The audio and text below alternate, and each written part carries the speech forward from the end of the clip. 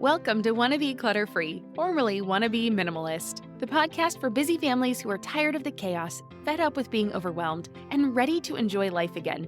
Each week, we talk about how to let go of the clutter so that you can focus on the things that actually matter. And it's not just physical clutter, we talk about the mental and emotional stuff too, because if it's holding you back, it's time to ditch it. I share what I've done in my own life to declutter, organize, and calm the chaos, but you won't just hear it from me. There are amazing guests too.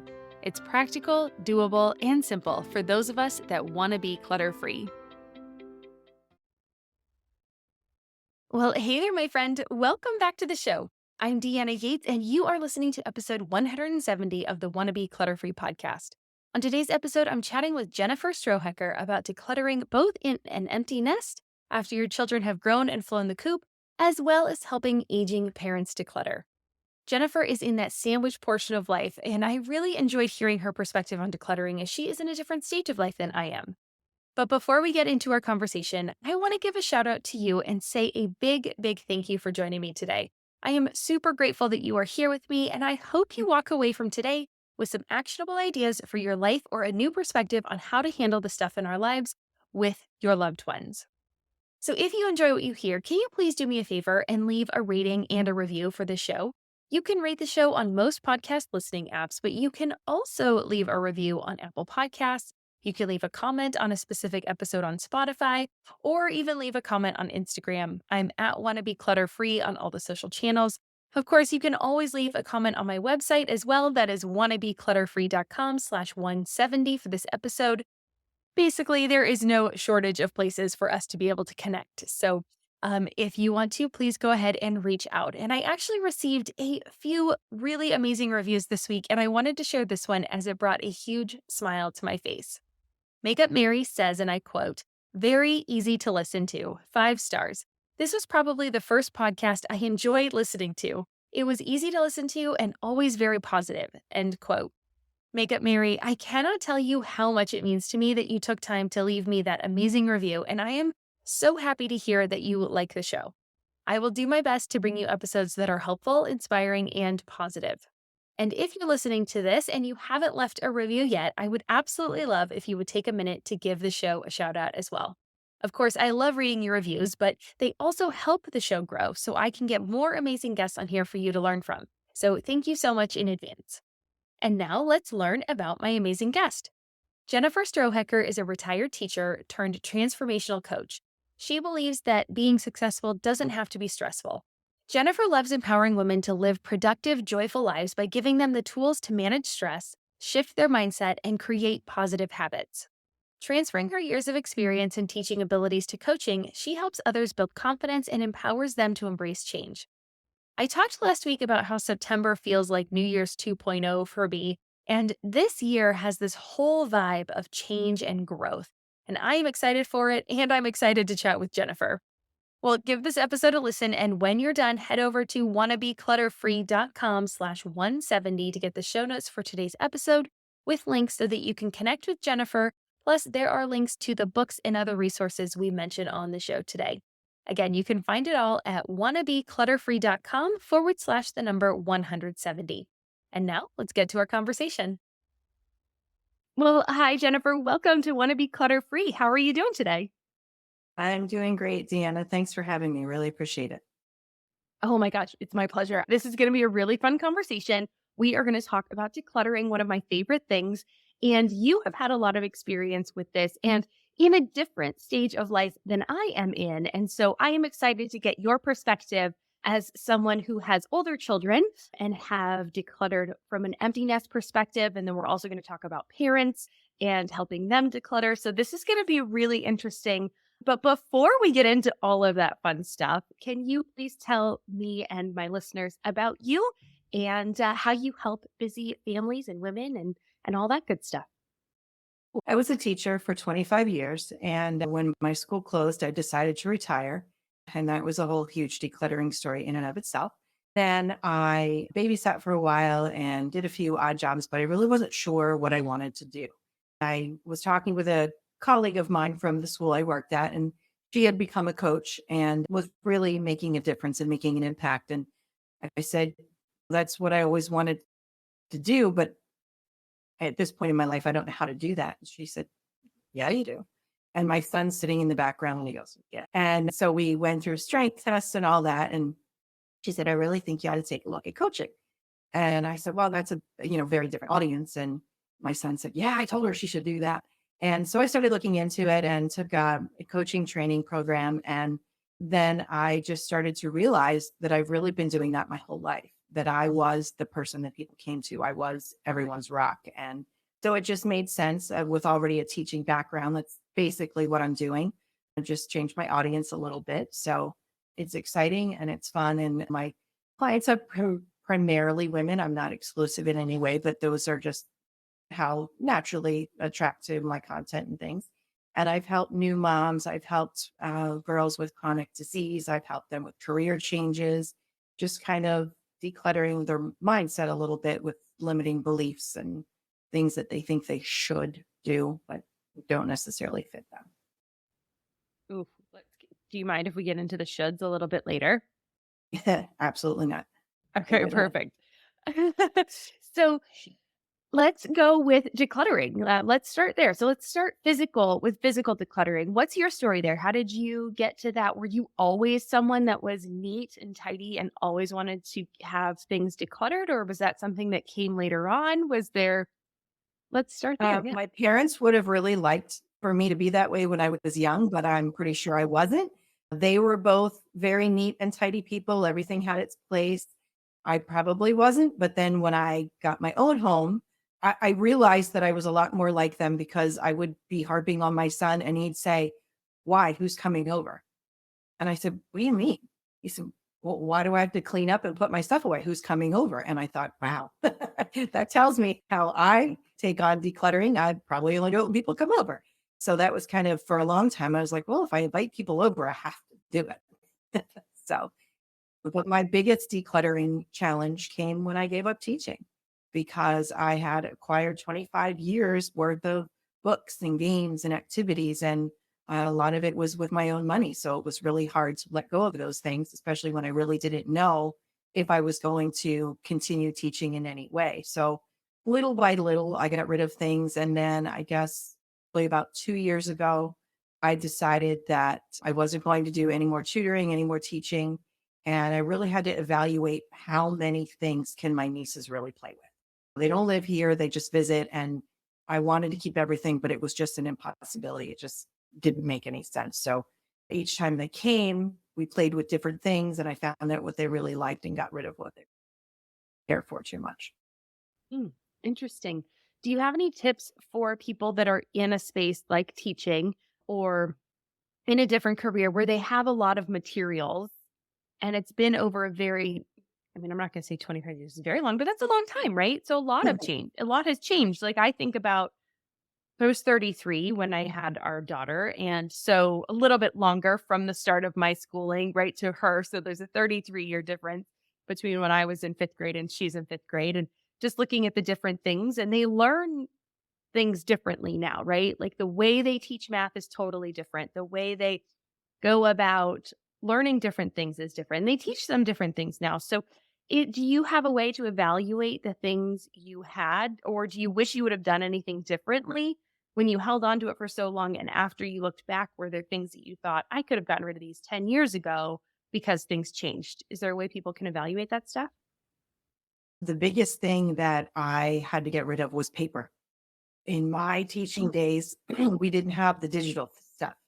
So I had saved and filed papers and papers and papers and papers for years and years so that I could go back to them and use them. And I would say probably the last 5 years I was teaching, we were getting really digital and the kids had iPads. And the last couple of years, it was really doing lessons on the iPad. The kids' projects were on the iPads. And I suddenly went through a whole school year and realized I never touched this file or that file or this activity. So I started weeding out before I was done. And what I had left, I brought it all home with me. And I went, you know what? If I'm going to tutor, it's not going to be with paper. I want physical objects and I want hands on. So that was the biggest thing that I was able to get rid of.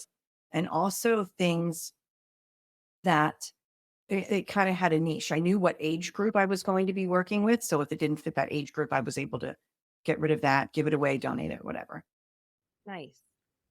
Okay, perfect. So you were able to start that before you fully retired. Yes. Nice, nice. Okay, so let's talk about what age did you teach? I'm curious. Kindergarten, first and second grade. Oh my My rule was goodness. if they would make it taller than me, I wouldn't teach them. It doesn't take much time.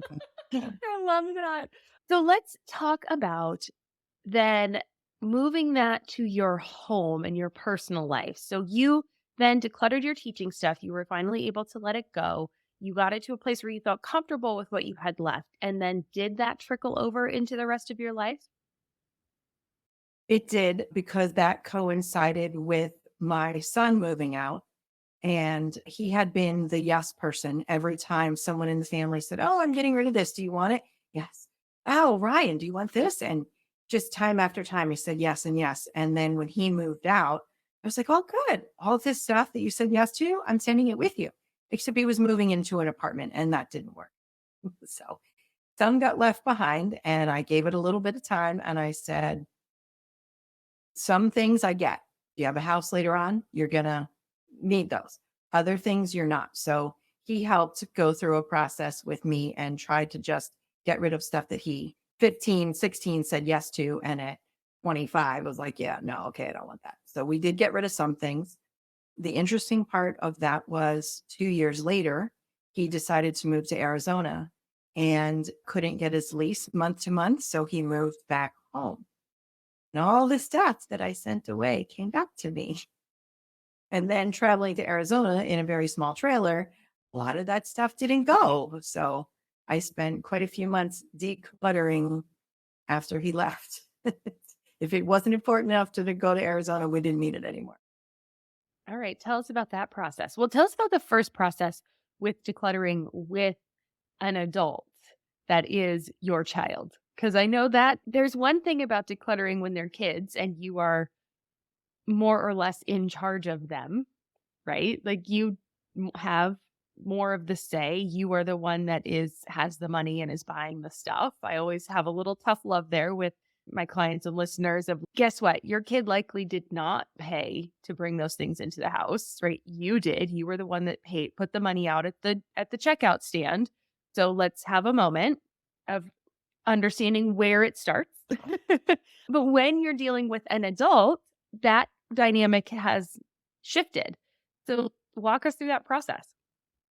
I really had to step back and let him make the choices because he was moving and he had a limited amount of space in the trailer. So he had to decide what was important to him. And there were some things when I said, "Are you sure you don't want this?" This was grandmom's or nana's or whatever. And I'm not going to use it. And I thought, well, okay, he has to make that decision. It's a limited amount of space. I'm certainly not paying to ship things out there because it was expensive. So I really had to just let go and let him make the choices. And even now, if I find things around the house, I'll take a picture of it and I'll say, "Do you want this?" And instead of saying, "Oh, you have to have this," because I know if he doesn't want it, he's not going to take it. He is probably a better declutterer than I am at times because he doesn't get attached to certain things. It's very easy for him to say, "No, I don't need it." Interesting, even though he was the one that always would say yes, right? So, yes, Right. I want that thing. Huh. So interesting that he would take it on and yet not get attached to it. I think over the years it just got piled up in boxes and he envisioned, "Oh, I'm going to move into a house." And he wanted to be well, he is a chef. He cooks for himself, not by profession, and he wanted every kitchen, everything. And then he realized he doesn't like the older stuff. He wants new and he wants it all to match and everybody All get right. along. Yeah, well, you got to start somewhere, right? I mean, you weren't going to start buying him the best stuff, and I think that's just life, right? It's like you're an apprentice and you're learning Absolutely. things and you're using with what you've got, and once you decide you like that craft and you want to master it, I think that's a wonderful place to move on and upgrade and buy the newer and the better things. They're going to help you do your craft. So I love that evolution actually of how that worked. But then also being able to let go. So have you then been able to let go? Because now you've had these family heirlooms come into your home because he said he wanted them. Now he has decided he doesn't want them. How has the process then been letting go for you? I would say most of them weren't heirlooms. So it was gadgets and things. There were certainly some things that we hung on to that had meaning to them. But I mean, as far as just household stuff, one of the things when I'm an only child, my father was an only child. So when my grandmother passed away, we took what we wanted. But then when my father passed away, everything he took came to me also. And by that time, I had been through a lot of the stuff I kept. And my question that I asked myself was, does this have meaning for me, or am I hanging on to it because it was my dad's or my grandma's? And as I started to go through things, I realized that some of the things I was looking at, I had never seen. And I thought, well, how important was it to them if I've never seen it? I was with them all the time. So it probably just got shoved in a box, put in the attic, and then never thought of again.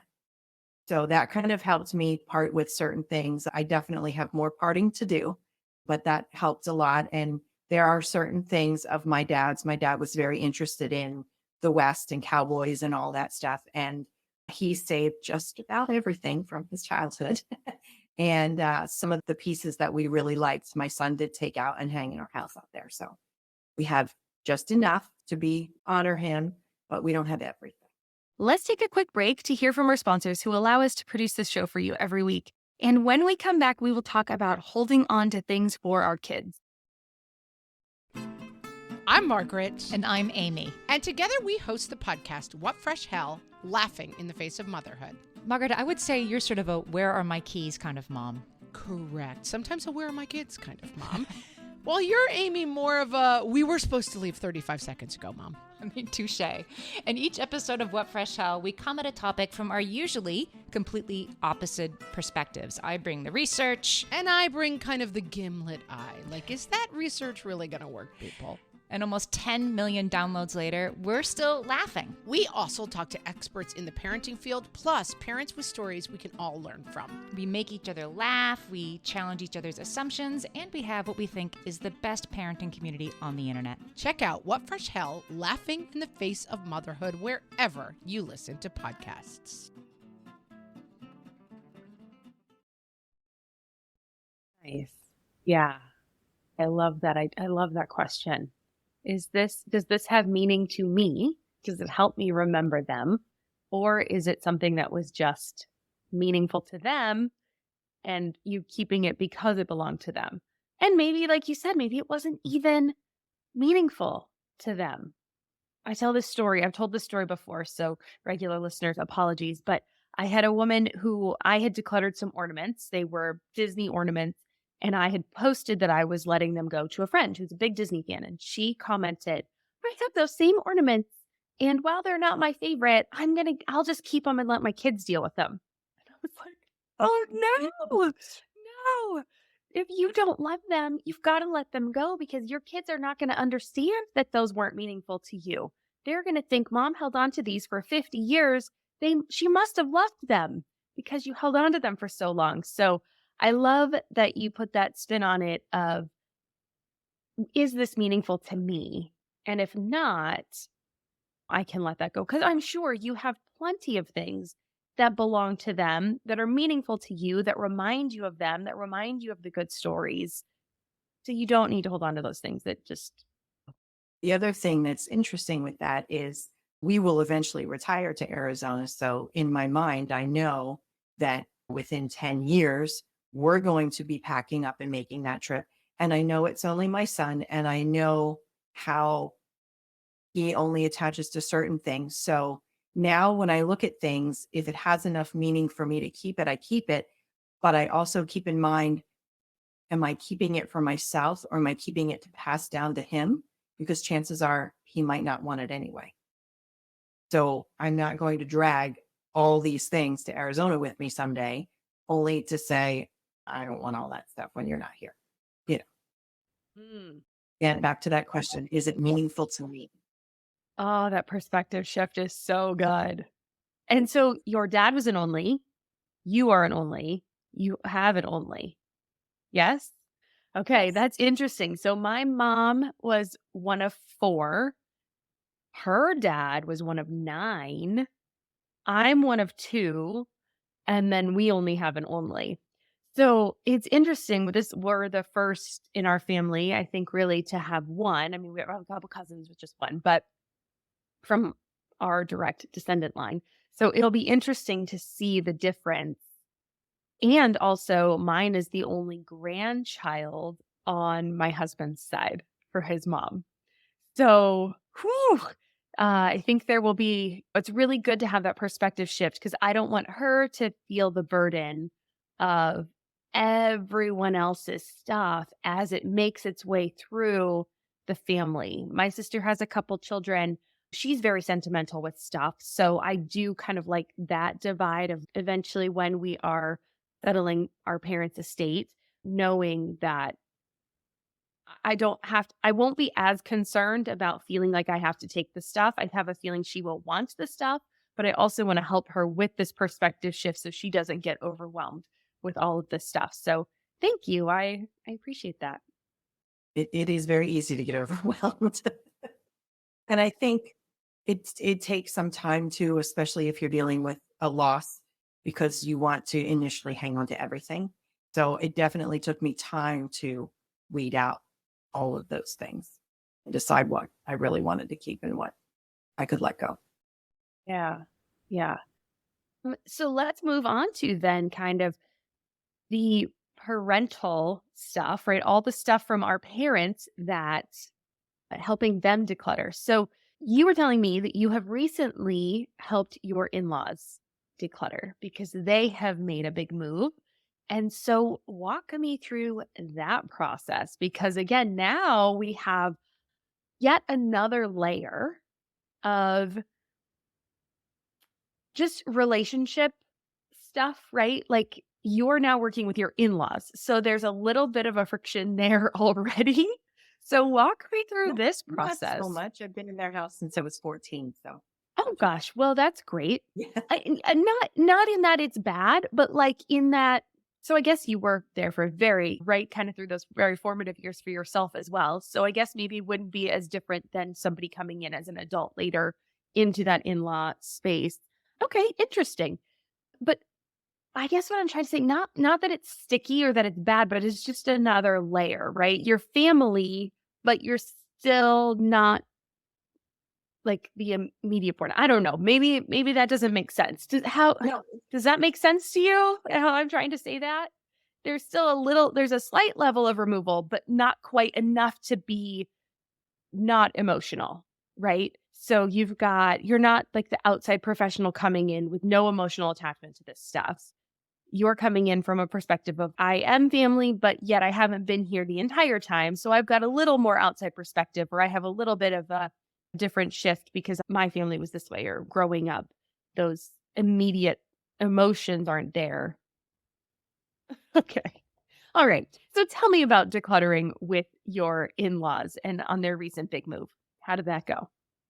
they have had some health challenges. So we started talking about assisted living and they just didn't want a part of it. But unfortunately, back in December, my mother in law had a significant enough incident that they needed to come live with us. It just wasn't safe for them to be by themselves. So we had talked about actually, my father in law and I literally had 36 hours notice of that. And so I said to my husband, this is a really abrupt change. I'm going to take dad and I'm going to go through the house and I'm going to get the things that are going to make them feel most comfortable. So we were able to move their bedroom set here.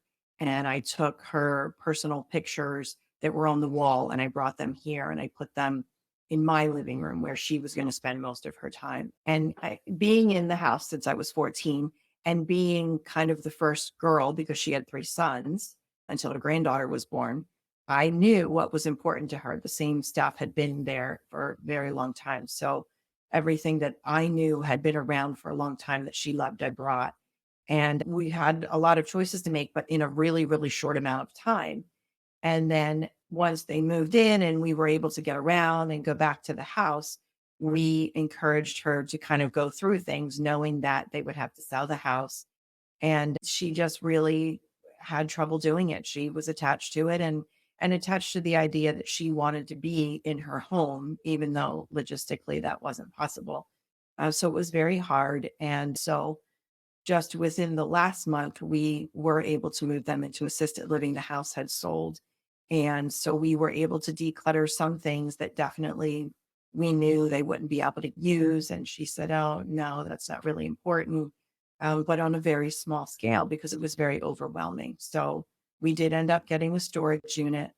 And the ridiculous part that we're finding now that we have time to actually go through it because of a different health situation, we had to pay packers and movers, and the amount of boxes and paper that they used for the minimal items that I'm finding in boxes was crazy. So now I'm kind of repacking because now that she's in an apartment in assisted living, she's asking for certain things and the boxes aren't labeled the way that, I mean, what's in the box isn't what's labeled. And so we're finding all kinds of things. And I'll ask, "Well, what about this? Are you going to have a use for this?" And she'll say, "No, give it away," or whatever. It's still a process and it's still ongoing, but we were able to find the things that were most important that were already at my house and get them over to her. So Well, what a gift that you know them so well right. that you are able to really help with this process. That is such a gift that not everybody is going to have. So, how nice. And I know it's stressful, and I know that's got to be a lot of work for you getting in and out and going to a storage unit and in the heat of summer and dealing with all Yeah. of that stuff. I know it's got to be a challenge on top of that and just the emotions. But it sounds like she's had time to process. And it sounds like once now that she's removed from the setting, like the everyday seeing these things and living in the new place, that she is able to have a little bit more distance and sounds like she's able to let go a little bit more than she was before. Does that sound right? A little bit. When we would visit, we would bring her maybe like a box at a time of pictures. And I said, "The ones that were in your living room, dining room at home were at my house. So I know those were the ones that were important to you, but we have all these other ones." So we just slowly brought over more stuff and said, "You don't have to keep it. You don't have to hang it, but I want you to make the choice." And then the next week we'd go and she'd say, "Okay, you can take this home. I don't want this, or I don't have room for this." But it had to be slow and in small amounts because it was just too overwhelming. Yeah. And I think that's something too that we need to think about with our families and our aging parents, especially, is that things might need to be a little bit slower than we are comfortable with. Yeah, or that we are even understand how slow it is. And maybe it's not even a box, maybe it's two things, right? And just working your way up. Yeah, I can see how that definitely is a perspective shift. And that would be hard for me for sure. So it's impressive with your patience. So that's wonderful. So, and I think we're all capable of doing things that we aren't aware of until we are faced with them. So good for you. Let's go back to I want to talk about your parents too. So did you ever have to help your parents, not your in-laws, declutter? Or you said you grew up in a house that was pretty neat. Did they Yeah. not have a lot of stuff or how was that? Well, they did. And my parents divorced when I was 10. So my dad and his wife lived half an hour away. But when he passed away, I got most of his personal belongings and have been able to sort through those.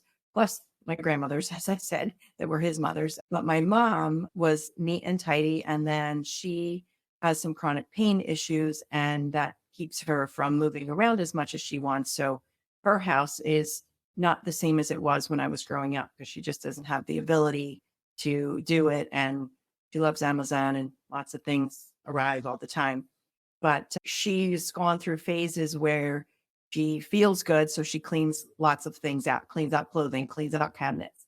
And then she goes through phases where she doesn't feel well and it just piles up because the other things are on her mind. But she recently has started going through party dishes and entertaining things that were behind closed doors in a big giant wall hutch. And she said, "I'm not going to use these anymore. So I'm going to clean them out." And she's been working on that and donating them. And so she's already kind of starting that process on her own. Again, I have been helping her. We kind of did the holiday stuff. And she said, all right, well, the kids are grown up and they're not here. I'm not going to put out all the stuff that I did before. So we would bring up a bin at a time. So she'd have to go downstairs and we'd go through it all. And she'd say, oh, no, I want that. Or no, get rid of that. Or you take it or give it to Erica or whatever. And so she's, again, a process over years of just picking certain things and deciding what she can and can't use. She has dogs now. She didn't used to have dogs. And she found very quickly that the fancy, cute stuff she used to put out, the dogs want to destroy. So she doesn't put a lot of stuff out anymore, just kind of tabletop items now. And so she's parted with a lot of that stuff. Oh, well, it's really good that she's going through it now. Have you read or heard of the book, The Subtle Art of Swedish Death Cleaning? I have not. Ooh, you'll like it. It's very similar to this process. It's Okay. similar to the idea of we're all going to die someday. And what are the things you want to leave behind? And what kind of gift can you give your family of you don't have to clean out my stuff? Right. So going through it now while we're still alive and we have the energy and it's a perspective shift. But as you were talking, it sounded very similar to that. So that's why I was curious because it seems very similar to the process. So there you go. You're already a step ahead. Yeah. I'll still take a look. Perfect. Yeah, it's a short, really fun, quick read. The author is hilarious. She has such a sense of humor, so I think you'll enjoy it. Let's take another quick break, and when we come back, let's get back to that idea of the shoulds and helping people move through them. Okay, so I want to get back to the shoulds. You were talking about the shoulds and helping people overcome this idea that we should be doing all these things. How do you help people through that process? Because I feel like decluttering is a lot like that, in that we feel like we should keep this thing, we should hold on to it, it belonged to somebody, or we should make sure it goes to the right place so that we're not affecting the environment. We have the lowest impact on the environment we can, all those kinds of things. I'm curious, what are some of your tips there?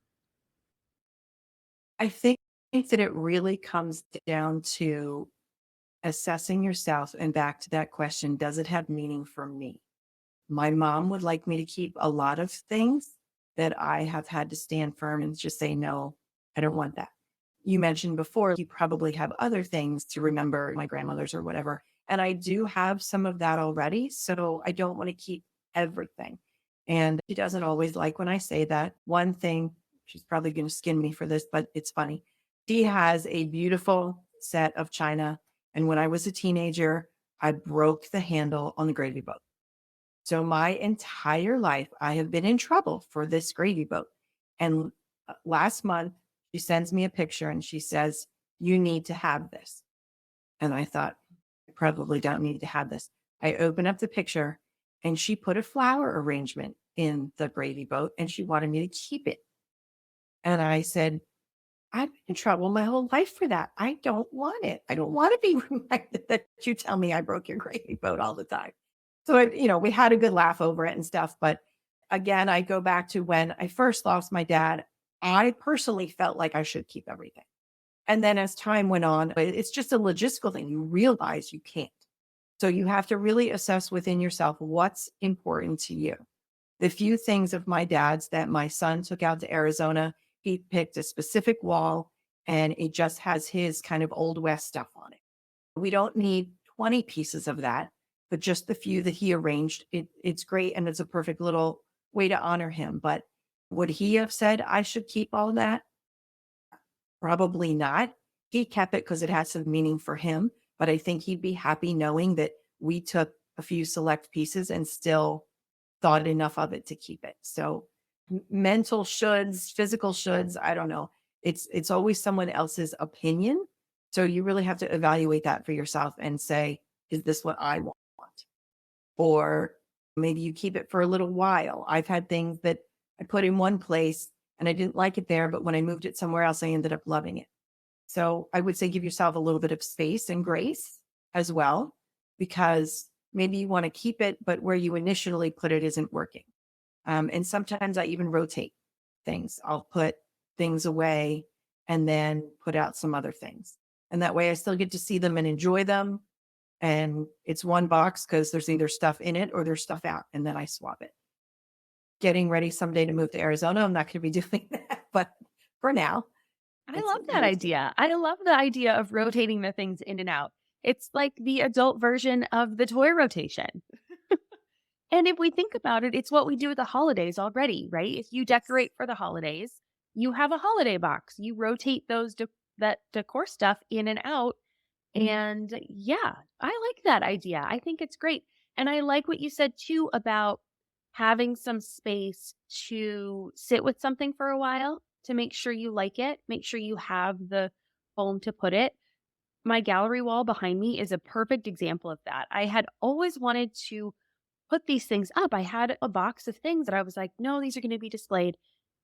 And I could not get them to work in our last place. I tried and tried. And had I just sat with them a little bit longer and really put the effort in, I'm sure I could have made it work. But we ended up moving to the home we're in currently. And I brought all these things out and I said, okay, I literally just lined things up around the different walls in our house. I have moved stuff around in this house so many times. I feel like I finally have it down. And we've been here for over a year and a half. So it does take time. But this wall, I finally got figured out. I was able to paint everything with a white background or matte or frame or something. There were lots of different colors going on before, but finally that brought it all together. And once I got it on the wall, it started to really come together and I love it now.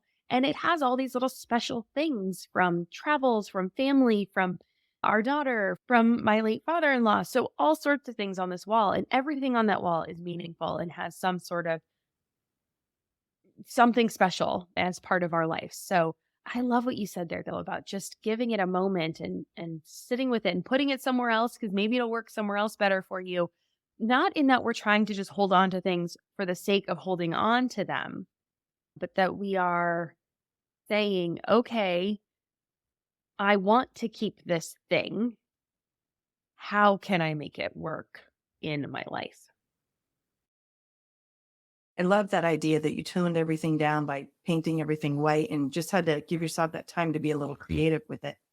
One of the things that I didn't mention with my in-laws having to move in December was that I said that we had a very short time frame. Bringing up their bedroom set meant that mine had to get out. We gave them our room. So my son came home early for Christmas and he moved all of our things out of our master bedroom, master bathroom, and brought them down to the area that the refinished garage that he used to live in. So I didn't even get to move my own things, which set me up actually for very interesting decluttering. We didn't have room in the closet in the current room that we're still in for all of our clothing. So my son got a clothing rack, stuck it in the middle of the floor, hung all my stuff on it, called me and said, "You have way too many clothes." And again, being the little person, I get everybody's hand-me-downs and they remind me of people. So I said, all right, he's right. I have too many clothes. So I, again, gave myself space and grace. And I walked around that clothing rack until I had literally worn everything on it and decided whether it was something I wanted to keep or not keep. And same thing with all of our bathroom stuff. He had to empty the whole linen closet all under the sink. I might not have been there since 2020 when I was home for COVID doing nothing, right? So all of this physical stuff is now in our bedroom and in the bathroom. And I thought, this is a great way to declutter because you can't keep it all because it just won't fit. So we went through literally every article of clothing, every bathroom product, something or other stuff. And we really were able to get rid of a lot of stuff. And we're still not back in our bedroom yet. We want to paint. We haven't done that since we moved in. So we're just keeping that room empty and we're not moving again. It'll be a year probably by the time we do it. Every single thing that goes in that room is something we're going to want to keep. Yep, the good old moving. Declutter by moving. Yes, is Yes. always a good one. And that's probably one of the things that's helped us the most. We have moved a ton over, well, I say we, my husband and I, we've been together since we were 20. So we have moved a lot in the last 20 plus years together. So And every time it is amazing how much you find stuff. That is kind of one of my goals is the next time we move to not really have that much to declutter if we move again, right? Like to not actually have the piles and the piles of the stuff of like, why do I have this? My goal is kind of to get through the house and be like, nope, next time we move, it's just pack it all up because we use it all. So, yeah. Your room by So room technique should be helping that, right? yeah, definitely. Yeah. I love being able to do that. And right now yes, I am trying to put myself out there, be vulnerable on social media and go through and just show the spaces and be like, look, I'm not perfect. I mean, the closet one I did recently was very embarrassing, but it is what it is, right? Just like Yes. you were saying, your mom goes through these phases of like when she's feeling good, she declutters a lot. When she's not, she's not. For me, I think it's a busy period, right? Things in life get busy sometimes. And it is okay if the first thing that goes is making sure that things are tidy because I'm focusing on other things. I'm focusing on the fun of the summer and making sure that the business stuff gets done. So when our daughter's not in school for 6 hours a day, there is less time. Everything has to get scrunched together and something has to give. And I think that's okay to have those seasons of doing everything as you should, quote unquote, and doing everything as it just happens because it's where you are in life. So I love having that flexibility. You were telling me a very fun story before. Your business is called Crooked Barrel Consulting or Coaching. Sorry, let me do that real quick. Okay. Coaching. Okay. So your business is called Crooked Barrel Coaching. And I want to hear the story about why it is named that. You started to tell me this story before, and I wanted to save it for the podcast. So let's hear it. Thank you for asking. Not many people do. More people are apt to tell me that it's spelled wrong. And there's a reason for that as well. As I mentioned, we have property in Arizona and my son currently lives there. And we have 5 acres, beautiful desert scrub. And we were walking around and we have a plentiful barrel cacti all over the property. And they seem to bloom all the time. Whenever I'm there, they're in bloom. And we were noticing how they grow crooked out of the ground. And literally, there could be just one root in the ground for this cacti that's this wide. And it's just growing towards the sun and it's just hanging on by that one root. And so we were talking about the concept of wabi sabi, that everything is imperfect and impermanent. And as we're walking around, we're thinking about it and we were thinking about, kind of a little name for the property. And I had wanted to call it Why Not Retreat. And he's, nope, Crooked Barrel Retreat. And I was like, okay, that makes sense. And I said, but I have a lifelong mentor who her name is Carol and she spelled it with a Y. And so we used to always have these jokes about Carol with a Y. And she always wanted to make sure that we named our children with names that had Y in it. And it was kind of just a lifelong joke. And I said, when I start my coaching, it has to have a name with a Y. And he's okay, then spell it wrong. She spelled Carol with a Y. Why can't you spell barrel with a Y?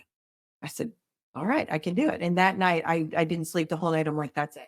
It's Crooked Barrel Coaching because again, getting away from those shoulds, embracing the imperfect, the impermanent, and just really living the way we want to, not the way someone else wants us to, or not the way the world thinks we should be perfect. So Crooked Barrel seemed to be a very apropos name for all those beliefs. I love that so much. Yeah, growing toward the sun, growing toward our why, like what lights us up, what gets us out of bed in the morning. So I love that. I love the name. I think it's so fun. I like Why Not Retreat too. I do that one as well. So your first name was not a bad option, but that's really cool. Well, and I think it's fun too because it has so many different meanings, right? Like it touched on so many different parts for you. The part with you and your son walking around and having those moments together with your friend. She was a friend, really good family friend. Yeah. She was my very first boss, actually, but she is a very good friend. And that's how we got to Arizona in the first place. 10 years of going out to visit her and her husband. We just fell in love and knew that's where we wanted to retire. Oh, yes, I love that. So super good friend that has a connection there for you that has helped you like grow in your life and become the person you are today. And then, yeah, just that whole idea of perfection doesn't exist. There is no such thing as perfect. And just growing toward your why. Oh, I love it. Love that so much. Well, Jennifer, thank you so much for joining us today and sharing all these wonderful stories and these tips. and just giving us a few different perspective shifts to look at and as we examine our own lives. So tell me, where can people find you? Because I know they're going to want to look you up. Awesome. Well, thank you for having me. On Instagram, I am at Jennifer Strohecker. And on Facebook, Jennifer Strohecker, also on LinkedIn as Jennifer Strohecker. Great. Okay. Well, we will make sure that we link to all of those so that as people are here and they're like, I don't know how to spell Strohecker. Well, don't worry about it. It will be in the show notes. So just click on For sure. through. And yeah, no worries. So, especially if people are out and about, I know people listen to this while they're cleaning and decluttering and running errands, and no one's just sitting down listening to this. So, we'll make sure everyone can just click on through and do that. But my favorite way to end every episode. So, before I let you go, I got 3 questions for you. And the first one is, what does clutter free mean to you? I've heard these on your podcast and I try to answer them every week. And I feel every week my answer might be different. It depends on what I'm doing. So I think my comfortable definition of clutter free is there aren't things in my space without intention. That could be things running through my brain that don't need to be there. That could be physical objects. It could be other people's things still in my house, just papers that I didn't put away. So clutter free is everything that I'm looking at has an intention and purpose of being there. Oh, good. I like that one. And then number 2, what is one thing that you want listeners to walk away from today's show knowing? Again, I think the space and grace for yourself to declutter. You have so many great strategies that take the stress out of it. I think that was always something that hung my mom up. She would look at things and just get overwhelmed by the amount of to-do list items. So you have so many strategies, as you said, room by room or setting the timer. Just do what you're comfortable with for the moment and don't worry about doing the whole thing by a certain time. If you can only start with a desktop, or you can only start with one kitchen drawer, that's perfectly fine. The step in the right direction. Aw, thanks. I love that idea too, right? Start small. Just start somewhere. You can always do more. No one's saying that's the only thing you have to do. But if that is the only thing you can do today, at least you've made progress. So awesome. Love that one. And then what is making you happy right now or in this season of your life? That's an easy one. Since starting my own business, I have my schedule to myself.